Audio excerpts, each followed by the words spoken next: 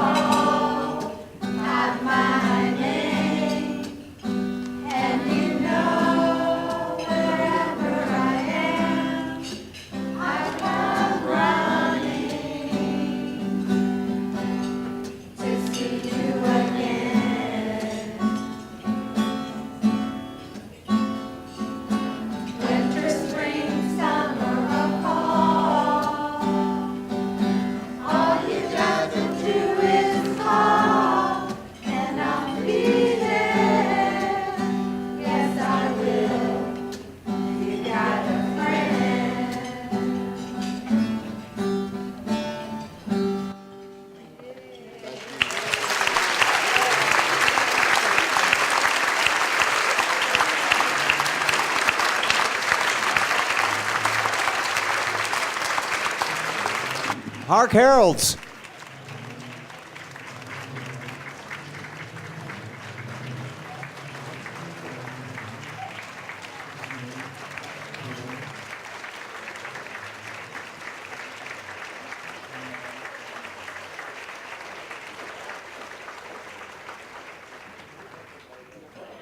Thank you once again to the HARC Heralds.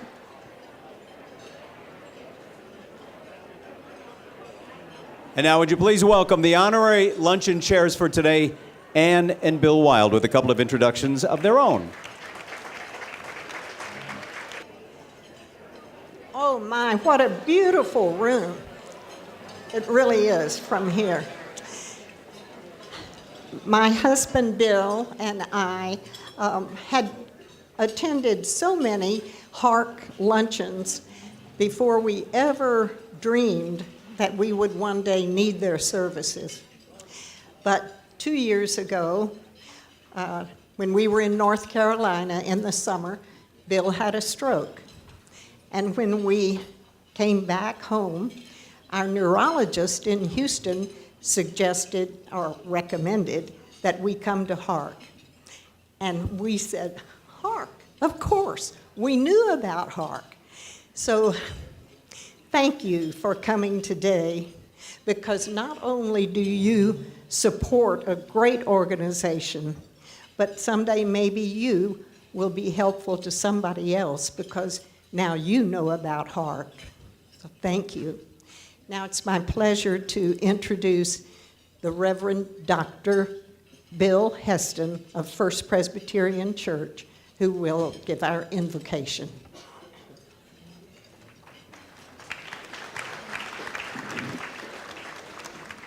Thank you, Bill and Ann, and for the wonderful support you give this and so many things in our city. Just briefly, we all know we've been through a terrible storm, and can you believe it was followed by some of the worst freeze that we've had? Angie and I experienced 2 snows in Galveston this summer, and we thought, well, if that doesn't do the yard in Meyerland, nothing will. Our flowers have never been more beautiful. The trees have never been fuller. And it reminds us that springtime is a time of hope. And for those of us who are Christians, there's an added meaning this week as we look forward to Easter Sunday morning. But whatever your faith tradition, this place is also a reminder that even in difficulty and dark hours, God is with us and there is reason for hope. Would you join with me as we ask God's blessing on our time together? Oh God, you are good and you are gracious. We're so grateful that nothing surprises you, that you always go before us, that so often you find men and women who will step into the gap, into difficult times, and become your hands and feet. So today I ask a blessing on all of those who serve, for all of those who have been served, for families, for all those who give support. For all of these things work together, even in difficulty, to bring joy, optimism, and hope, not only for today, but for all the days to come and beyond. And we pray, trusting ourselves into your eternal good hands. Amen.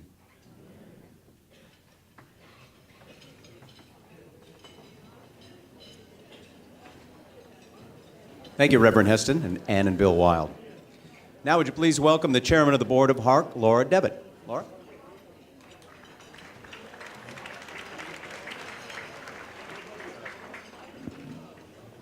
On behalf of the Board of HARC, I want to thank everyone for being here today. It yet may prove to be a soggy Wednesday afternoon. This Let's Talk Luncheon is our most important opportunity to spread the word about HARC and to seek support. For the HARC family, today is a day to celebrate the hope that HARC brings to people who are living to learn in a world where the ability to understand and to be understood can no longer be taken for granted. HARC is the only long-term aphasia wellness center in Houston for people with aphasia, their families, and their caregivers. Indeed, it is a robust and innovative program that is largely unique in the country, and we think it is a proud addition to the world-renowned medical community in Houston. We are happy to share it with you today. Many of you have been here every year since HARC began. Your continued friendship is our lifeblood, and we are grateful. For those of you who are here for the first time, we hope that you will be inspired today, perhaps to become a new friend of HARC, or just be inspired. Today does provide a critical piece of what we need to keep the doors open, the lights on, and the work and joy happening at HARC. So we are very grateful for your generosity. Thank you. And I have the distinct honor to introduce our luncheon chairman, Ann and Michael Wilde. They have, with grace and generosity of spirit, worked really hard to make today a success, and we thank them. Ann and Michael Wilde.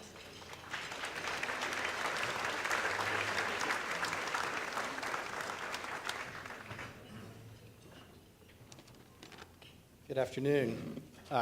I'm Michael Wilde, and Ann and I are thrilled to have been asked to chair this great event and to learn that they're honoring my parents, Ann and Bill Wilde, makes it so special.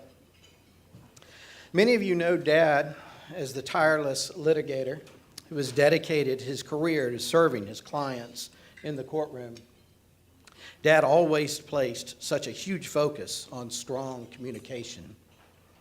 Communication constructed on clear thought and the precise selection of just the right word or phrase. It was important to him, and it was paramount to his success. Rest assured that his passion and borderline obsession was not merely honed in the courtroom. It greeted us nightly at the dinner table, where my brothers and sister and I were always encouraged to engage in meaningful discourse. Always in good spirit, but I must admit that I don't think I ever won an argument, and I assure you, it was not for the lack of trying. So, when a little over 2 years ago, when my father suffered a stroke in the mountains of his beloved western North Carolina, we were shaken. The stroke had clearly affected a defining part of him, his ability to quickly and efficiently communicate. Although the effects weren't easily perceived by most, we saw it, and we saw how it frustrated him.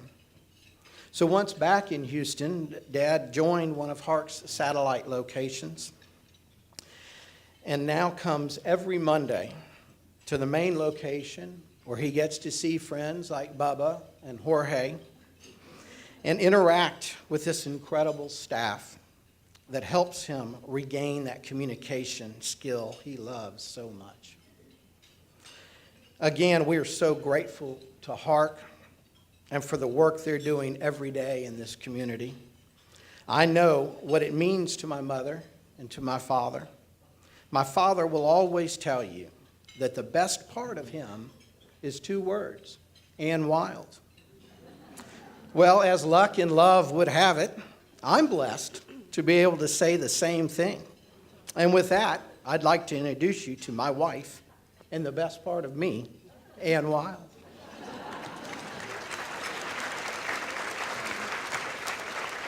Thank you, Michael. Because of the impact HARC has had on our family, we have become devoted advocates and hope to make their services available to as many participants as possible. The work that they do is so important, and we are honored to chair this event.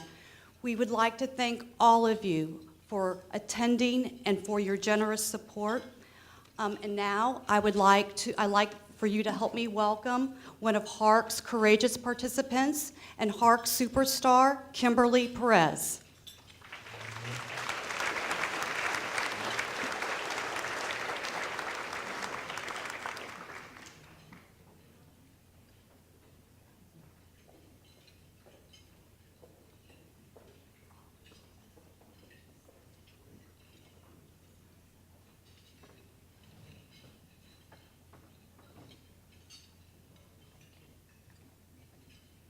Hello. I was a program manager at UT Health for 5 years. On January 31st, 2017, I got ready for work. My right side was numb. I started to slur my speech and fell down. I was having a stroke and rushed to the hospital. I spent 3 weeks in the hospital, and I have very little speech. I didn't know what aphasia was. I had to be strong for myself and my family. I want to get better. I heard about HARC at rehab. HARC has been a blessing for me. I like meeting people with aphasia. I love singing in choirs, in the choir, and the challenge. Thank you for helping me and my friends with aphasia. Thank you.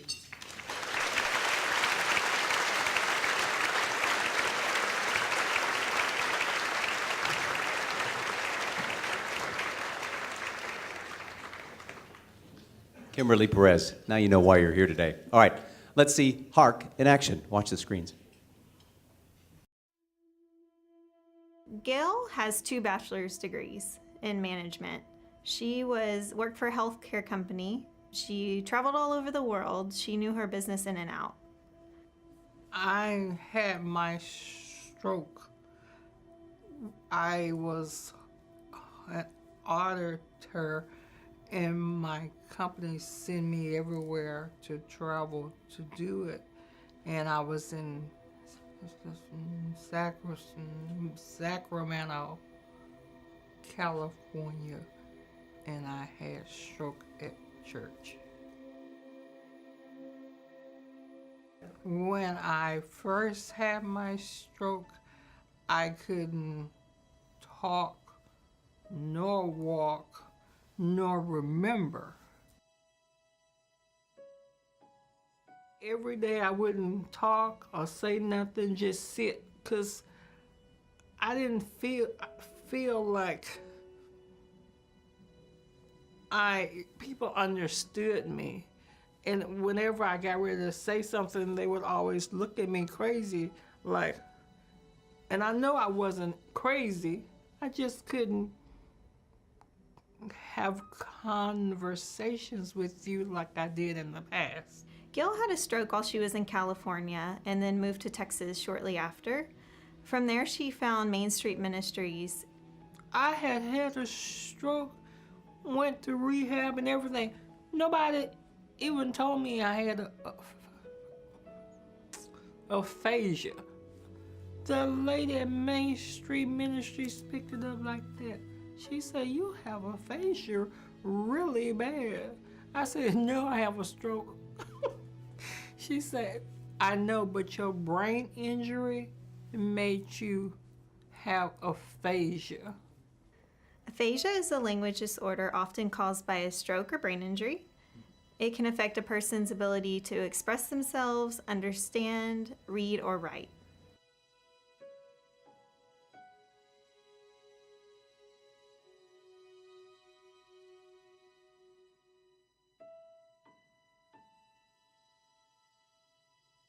The first time I meet a participant at HARC, I'm excited. Even though that they're down, I know that their life is going to be dramatically changed by what we do at HARC. When Gail came to HARC, she was feeling really rough. She was feeling really down. Her confidence was really low. She expressed herself in single words and was very frustrated. I couldn't read when I came here, couldn't write, but little by little by little, HARC helped me read and write. She really engaged in the chit chat and the conversation groups. She really built her confidence, actually expressing herself and being surrounded by people with aphasia. Just basically chit chat with people like me who understood because they were me. It was a miracle. So we offer about 24 rotating programs that are really tailor-made to those that we serve. The programs that we offer at HARC really run the gamut from helping a participant work on reading or writing or just conversing. The conversation groups are really important because that's the one time of the week that some folks are able to be able to talk with someone else and have an extended conversation. At HARC, they put on my computer these apps that I could do at home, and it helped me with my reading and my writing and everything. It's really exciting to see the progress that people make here at HARC. Their confidence, to see them come in very gloomy, very gray, and then bloom into a person who has confidence and can go out in the community and communicate. HARC had a counselor here, and she told me, Gail, you say you can't be an auditor anymore, but I see it in here, Gail. You want to still do something, and I think you have it in you. I've watched you. You want to help people. Why don't you go to school? And I said to myself, I'm gonna go to HCC and see if I can get in there. Gail has really blossomed since being at HARC. She's blown me away. She has gone and got her associate's degree, and now she's helping other people at the women's shelter. It took me a while, but I graduated, and then we went and did the stuff in Austin. I got the certification last month. I'm certified by the state of Texas to be a community healthcare worker in any hospital, anywhere, and focus on stroke advocacy. HARC is important because it is the only long-term recovery center for people with aphasia. It offers tools and hope, and it educates so many about this big word aphasia. Thanks to so many, we have this beautiful new facility in the center of Houston. And our next step is to build satellites all across the state of Texas.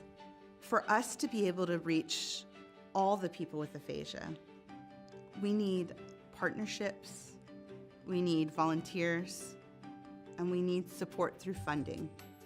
It's a smile, it's glee, it's how I can help you. Let me help you become a better you. I love it. It's just great.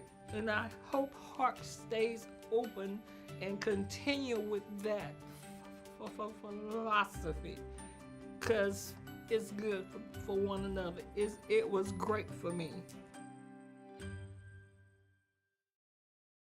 Don't you love that confidence rebuilding, that self-esteem repair? With HARC, they know they're not alone. Now, if you're inclined to give today, you're not alone either, because we do have an anonymous donor who will match up to $20,000, whatever is given here today. That donor will match up to $20,000. So there are cards on the table to fill out to carry out the mission of HARC and continue the legacy of HARC. So I ask you now to continue your lunch and think about that. And you can also check out the raffle items in the salon. Raffle tickets are $25 or 5 for $100. And those custom-grown geranium centerpieces on the table are for sale as well. We're raising money. They're just $25 a piece. You see all these people in the red vests. If you'd like to buy raffle tickets or you'd like to buy a centerpiece today, they'll be happy to help you out with their iPads. And we'll come back with more of the program after this. Thank you again for being here today. Welcoming our featured speaker today, Lauren Marks, as she shares some of the humor, the strength, Her heart and her amazing spirit in the face of staggering obstacles and inspires us all to do the same thing in our lives. She is now an author and a featured speaker all around. Would you please welcome Lauren Marks?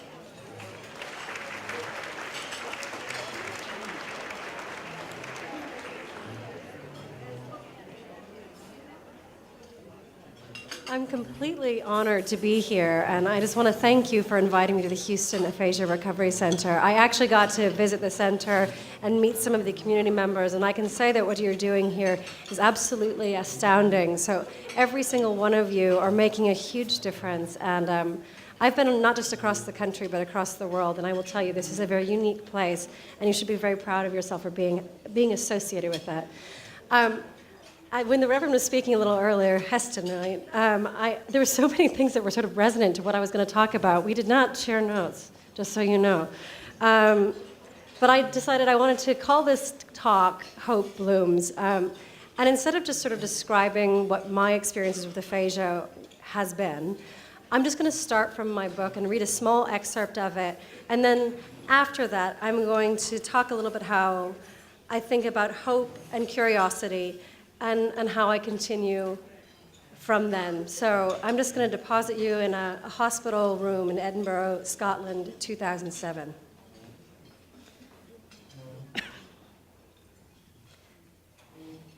In my memories of the Scottish hospital, the sky is always blue, though I know that can't be completely accurate.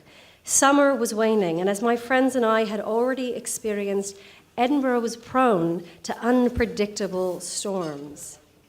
Yet I can't think of a single moment of rain in the 2 weeks I lay in bed. My morphine-soaked haze only allowed glimpses and fragments. The bracing air coming in from the open window. The rough comfort of my mother's fingers wiping my fever-moist brow. My father's tears. All of that must have been confusing to me. But when I think of this time, I remember more clarity than confusion. I remember the quiet. This was not a quiet I had known before. It was a placid current, a presence more than an absence. Everything I saw or touched or heard pulsed with a marvelous sense of order. I had a nothing mind. A flotsam mind. I was incredibly focused on the present, with very little awareness of my past or future. My entire environment felt interconnected, like cells in a large breathing organism. To experience this quiet was to be it. However, this sense of serenity was not shared by those around me. After the medics had taken me away in an ambulance, Laura and BJ called my parents in the US. It was the middle of the night in Edinburgh, but it was early evening in Los Angeles, and no one was overly worried about my fall from the stage, since I appeared to be suffering a simple concussion. That all changed 2 hours after my hospital admission, when the results of my CT scan showed the actual crisis unfolding. An aneurysm had ruptured in my brain, and the hemorrhage was spreading. A neuroradiologist explained to my parents how precarious my situation was, how often people died in the instant an aneurysm ruptured, and even after treatment, only slightly more than half survived the next few days. With every second being critical, the doctor was preparing for an emergency operation. My now horrified parents were stranded in California. Their passports were in their safety deposit box, and the bank was closed for the night. My parents rattled on the windows of the bank the next morning, successfully convincing them to open early because there was no time to waste. My procedure was well underway when my parents boarded their flight, leaving my brother and grandmother behind at the house. The operation was already over when we got to Edinburgh. My parents and friends came together, relieved that I had survived the operation, but living with a keen awareness of how perilous my situation still was. It took a few days for me to wake up fully under the influence of a combination of swollen brain tissue and heavy sedation. However, when I was alert, the quiet that I felt experiencing was much more interesting than my medical state. I had woken up in a new world, hushed and full of curiosities. One of these moments of marvel took place during a move between the critical unit and the recovery ward. I was being transported in a mirrored elevator, and although there were no bandages on my face and my vision was clear, it was almost impossible for me to recognize my own reflection. Yet somehow this didn't disturb me. In fact, it made remarkable sense to me because I was quickly realizing that my reflection was not the only thing that had changed. Transformation felt abundant. Once fixed concepts like wall and window weren't so easy to identify anymore, and the differences between he and she and I and it were becoming indistinguishable. I knew my parents were my parents, and my friends were my friends, but I felt less like myself and more like everyone around me. I was wheeled to a bed by a westerly-facing window with 3 other women in the room. My suite mates were often in discussion with one another. Even through their brogues, I understood what they were saying, but I rarely took part in the conversations. I just enjoyed the way their voices plodded and pattered like footsteps. At this point, I didn't know much about my brain injury at all. I wasn't in any pain, so my thoughts about a new condition were unfocused and fleeting. Instead of being occupied by questions about why was I in the hospital and what had happened to me, my mind was engrossed in an entirely different set of perceptions. The smallest of activities would enthrall me. Dressing myself, I was awed by the orbital distance between cloth and flesh. Brushing my teeth, I was enchanted by the stiffness of the bristles and the sponginess of the gums. I also spent an inordinate amount of time looking out the window. My view was mainly of the hospital's rooftops, with its gray and untextured panels, though I developed a lot of interest in a nearby tree. I could only make out the tops of the branches, with its needles and bows, but I was fascinated how the slightest wind could change the shape entirely. It was always and never the same tree. Very few things disturbed me during this period of time, but even in this formless daydream, I remember the moment that closely resembled real distress, or at least when I became aware of an actual loss. It must have been midday, because the sunlight was falling across my body, and that slat of light emphasized the white nightstand on my left. My parents had filled it with shelves, inside with clothing, and the nurses made sure there were plenty of liquids to drink in there as well. But on this day, I noticed there was a stack of magazines and a book. I'm not sure how long they were there. For all I knew, they could have predated my arrival, but this was the first time they piqued my interest. The high gloss of the magazine felt wet in my hands, and I opened it up. I was instantly bombarded with photos of red carpet parades and illustrated makeup tips, a circus of color and distraction. I couldn't linger anywhere. It felt like the magazine was shouting at me. Closing it was a relief. I turned to the book. It was a novel by Agatha Christie, something I had probably read many years earlier. I opened to chapter 1 and flipped slowly and evenly through the first pages, a motion that seemed to come naturally to me. But on the 3rd page, I stopped. I returned to the first page and started again, slower this time, much slower. My eyes focused and refocused in the bright sunlight, but I continued only to see the black, blocked shapes where words used to be. Thinking about it now, I don't know how I could be so certain this was Agatha Christie novel, because this was the exact moment I became aware that I couldn't read anymore. With this simultaneously familiar and unfamiliar book in my hands, I first took in the actual loss of words. For my entire life, language had always been at the forefront of every personal and professional achievement, and very few things had brought me as much joy and purpose. If I had been warned that I might have been robbed of my ability to read, even for a limited amount of time, that would have been a devastation too cruel to bear. Or so I would have thought. But a day did come when I couldn't read the book in front of me, when the paragraphs appeared to be nothing more than senseless jumbles, and the way I actually processed this massive loss was surprisingly mild. The knowledge of the failure was jarring, without a doubt, but was there any misery or angst? No.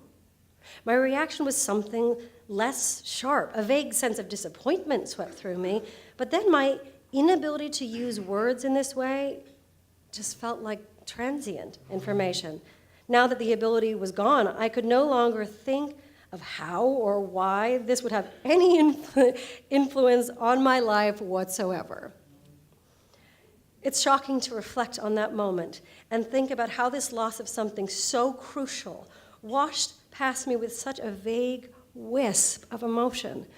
But I was living so deeply in the present, and in the comfort of the quiet, I couldn't fully realize how my sense of identity had shifted.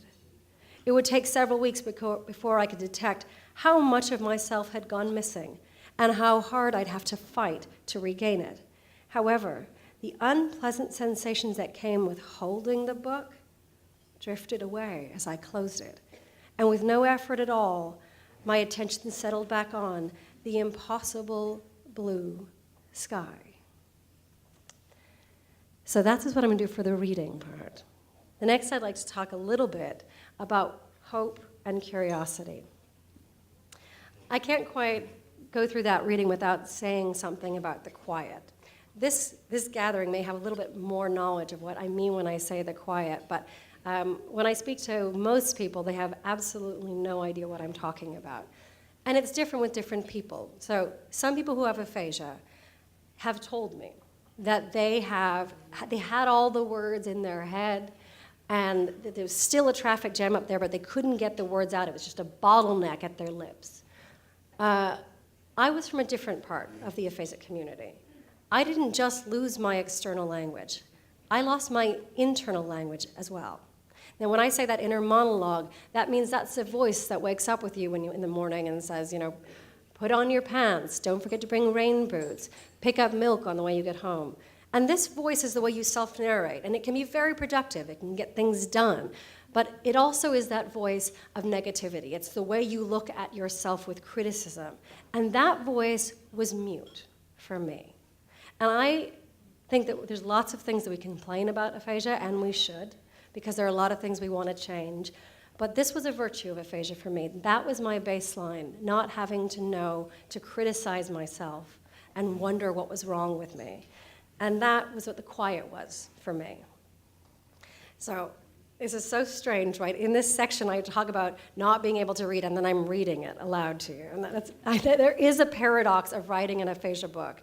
I'm using language to describe the absence of language. And the more I write about aphasia, the less the book actually represents the silence of the condition that I was really inside of. Now, that could be a paradox that could frustrate me to no end. Instead, it's a paradox I've come to embrace because paradoxes keep me curious. I don't insist on anyone in this audience to find paradox engaging your senses of curiosity. Everybody, is interested in different things. But for me, curiosity is valuable to all of us, everyone in this room, especially members of the aphasia community that I met at HARC yesterday. And I think curiosity is another word for hope. Okay, speech and language therapy for me ended at 6 months. That is really common. But it took 10 years to write about this experience, 10 years for this book to come out. A lot of friends ask me, what took me, what was motivating me all that time from the actual incident to the book coming out. And writing changed quite a bit. It did different things for me. In the beginning, it was a compensatory strategy. It was something my speech and language therapist told me to do. If I couldn't speak, then I should write. And then, as speech and language therapy ended, and I needed something to continue to engage with words, I was not anywhere near the PhD student I had been, the actor I had been, the director I had been. I didn't have an independent life. I needed more from words. So I was, in fact, using these words to write my way back to fluency. But I still have aphasia. I'm a writer with a language disorder. That is effortful work. I don't necessarily recommend it. I still have compensatory strategies. I use text-to-speech. A lot of people in this room know what that means, but every text message I write, I have it listened aloud to me. Every one I receive, every email I write and receive, every bit of research that is in this book, because there's a lot of research in addition to my personal experience, all of those things were read to me. I read as well. It's a doubling experience, but it takes much more time.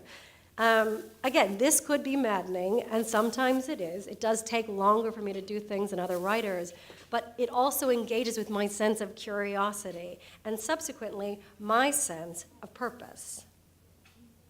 So I have to jump quite a bit, right? So 5 years after my brain injury, the ruptured brain aneurysm, I met the man who would become my husband. And 7 years after my brain injury, he and I moved to London. And I went to my very first aphasia center. I didn't have the privilege that so many HARC members have now. I came in there as a peer leader, hoping that I could be of some use, but what I learned there was much more than I was bringing to it. The first thing is I encounter people at various ages who've been at variable stages in their life when their stroke happened, and then I realized I didn't understand aphasia. I just understood my aphasia. Aphasia manifests very differently in different people. But what really struck me was how vibrant the communication was. I mean, I just imagined that it wouldn't be anything like that, but there was another aspect that can sometimes be hard to even convey, but I have to emphasize. It wasn't about the exact information that was being exchanged between people, not the content exactly. It was the interaction itself. Now that I'm a mother of a 19-month-old, it's the same. I'm not in any way infantilizing communities to be the same as children, but it's the same kind of value. It doesn't matter if my son used all the right words. His engagement, his enthusiasm, the way we experience a moment together, that interaction is so much more valuable than the exact information. And that is so amazing when you're seeing it and experiencing it. I saw it yesterday in HARC. And I know that once I was becoming much more exposure to the aphasic community, this disability wasn't making them like each other. It didn't rob their sense of individuality, and that was a total surprise to me. And the last bit I learned at Connect, which was the name of the center in London, my family had been my support up until then, and my family is amazing. And this book wouldn't have been possible without my family. But I learned that community is different. It serves very different purposes. I have to mention as a coda because, I've had people say like, oh, you have aphasia and you're able to write a book, so anyone who has aphasia can just put their mind to it, they can do something like that. And I really have to defend my own community in this way. I have met people who are smarter than me who have aphasia. I know people who are more determined than me who have aphasia. I know people who were kinder, more determined, had better faith than I do. And some of those people don't have more language than I do. The aphasic spectrum is big and various, and just because someone doesn't necessarily have full fluency doesn't mean they're not putting their mind to something. And again, having been HARC yesterday, I have to continue to just show my appreciation and my interest because I saw at HARC what I saw in Connect 7 years ago. I see the way that people can take up space again. It seems like all of these things are really small things. I promise you that these are monumental things in people's lives. They're not, when you take up space, you're not just requiring your caregivers or your partners to take on the entire role of communication. You learn new communication tools at a pace that isn't daunting. Sometimes it feels like the world is trampling us out there. You can rediscover old interests, unearth new passions, find solidarity in a supportive group. You can participate in public events again, build well-earned confidence. And it's not just people from the aphasia community who get this benefit. The people with aphasia are not the only person who wins in this situation. Interpersonally, family and friends get the tools and strategies for interacting. I'm sure a lot of you have gotten that benefit. And in all of those small but important changes, you're seeding curiosity and allow hope to transform into purpose. Now, I said that the quiet was a virtue of aphasia. And I want to be very clear.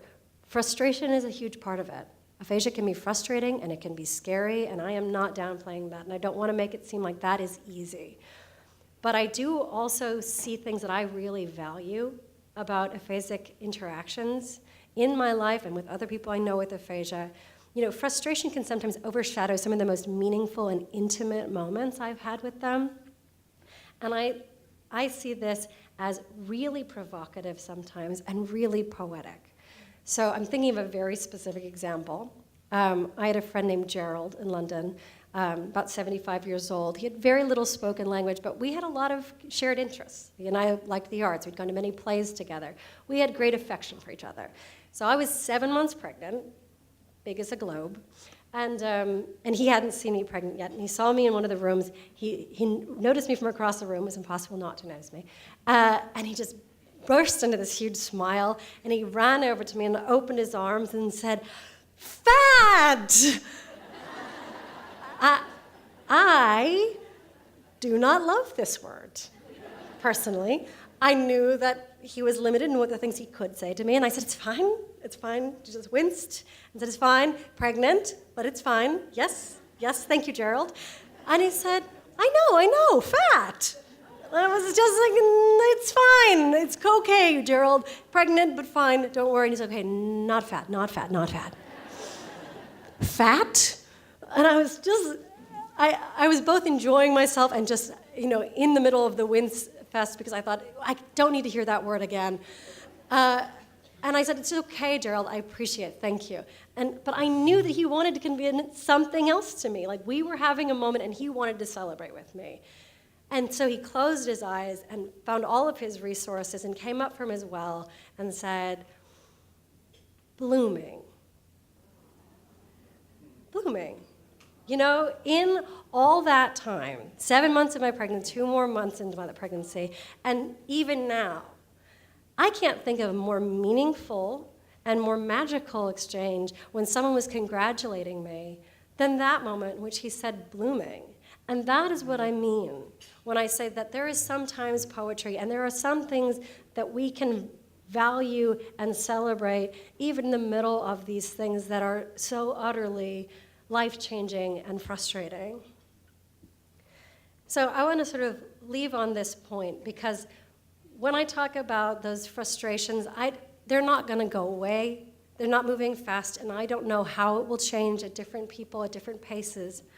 But I will say that when we can release some of our expectations, we do make room for joy. Again, as a mom, right, I want things easier for my son, okay? I want things easier. But I also know that ease is not as fulfilling as purpose. And in communities like this, purpose is abundant, okay? Also, I have many friends who wish they didn't have aphasia. They wish they could take a magic pill and it would disappear. They wish there was cure. And maybe one day we will have a better sense of how we can do that. But until then, I say that cure is too exact a goal. I think curiosity is much more useful. And also, communication, as most of us know intuitively, but I want to call out, is so much bigger than words. Okay, you do not have to write a book about aphasia to communicate your experience with aphasia. There is gesture and music and movement and drawing and shared activities, and we can have all those things with each other. We share it. And that is something that we all get to enjoy and minimize some of the need for the exactness of language sometimes. And when the seeds of curiosity are planted, I think the blooms of hope are not far behind. And because we are in a community and the community is so important, perhaps we can help each other find our senses of purpose together again. I really want to thank you again for letting me speak today. A final note of why, again, I think this community is rare and important, and useful. And every one of you who've become part of this community, they are so grateful to have you. I'm also really glad that my book has the word aphasia on the front, the paperback, because I think what we're doing together in this room is bringing awareness to this little-known word. It affects everybody in this room, but is not said by people. So thank you, thank you, thank you again for letting me share my experience with aphasia and continue to go out in the world and make this advocacy much more useful and productive. I know this community will be thriving for a very long time. Thank you so much.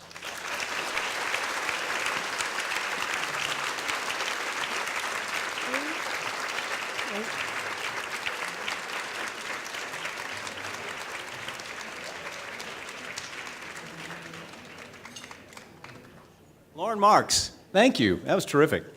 Now you cure for my curiosity as I have to read the rest of the book. By the way, this is her first time in Houston and her first time in Texas. So I know I wasn't supposed to say that, but you know what we say down here, Lauren? Y'all come back. Quickly. Thank you. All right, now let me introduce you to the Executive Director, Eleni Christou Franklin.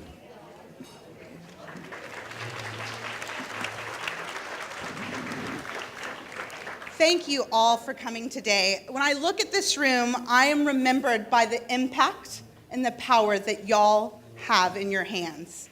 We are $10,000 shy of our goal today, and you guys can help us end the silence, like Lauren said. I have volunteers all over this room, and I'm going to take just one more minute. If anybody would like to raise their hand, we will send out. That's one person at 10,000. That's 5 at 5,000. 2 at 5,000 or 5 at 2,500. If anybody wants to give, we'd love it. And we're also about to do the raffle, so if you have any raffle tickets, please grab those. Last year, I stood on this stage and I told you that we were building a new place to break the silence. Well, that place is here, and we want you all to come and visit. HARC is just down the road on Woodway, and we'd love to tour any of you guys. So if you'd like to take a tour, the volunteers can help you with that as well. One of the things that I want y'all to remember that there are 43,000 Houstonians living with aphasia. 43,000. HARC currently only serves 500. We want y'all to help us to extend that mission, and your gifts do that. The last thing I want to do is just thank Lauren for coming to Houston. We are grateful for that. She is already quite a Texan. Her little boy was wearing a HARC shirt and had an armadillo and everything. Now you can see more of Lauren Marks tomorrow at Brazos Bookstore at 7 p.m., so if you'd like to stop by. The last thing we're going to do is I'm going to ask Tom to help me and Lauren to help me to do the raffle. And I want to thank Tom Cook for giving up his time today and being an amazing MC for our event. We are just so grateful, Tom. Thank you so much. Do we have any last-minute raffle tickets? Anybody? All right. All right, Lauren, you're drawing them. Here we go with the raffle prizes, and we will let you go, unless you want to raise your hand for that $10,000. All right, the winner of the stunning pearl necklace by Carol Lipworth Designs, the winner is... You may have to read that. Rosalie Schwartz. Rosalie Schwartz. Ticket one, SCHUORZ. Are you here? If not, we'll find you. Rosalie? Nobody? She's here. We'll give it to you. Sure, Eleni. We'll see you wearing that necklace tomorrow, won't we? The winner of the pigment and acrylic washes on canvas by Lee Wilde is... Wow. Diana Strong? Diane Strong? Is it? Diana. Is it? Is it? Diana Strong? Okay, Strong, great. okay. Okay. And finally, the winner of Voices in Flight, the painting by Willingham, inspired by our HARC heralds. The winner is I've got glasses on, I can read this. W.M. Thorsell. W.M. Thorsell. Thorsell? There you go. Thank you all for coming out. And again, don't forget to leave your donation envelopes on the table. And if you want to buy a centerpiece, they're $25. Our volunteers in the red aprons will be happy to help you carry them out. Thank you for coming, and thank you for helping out HARC.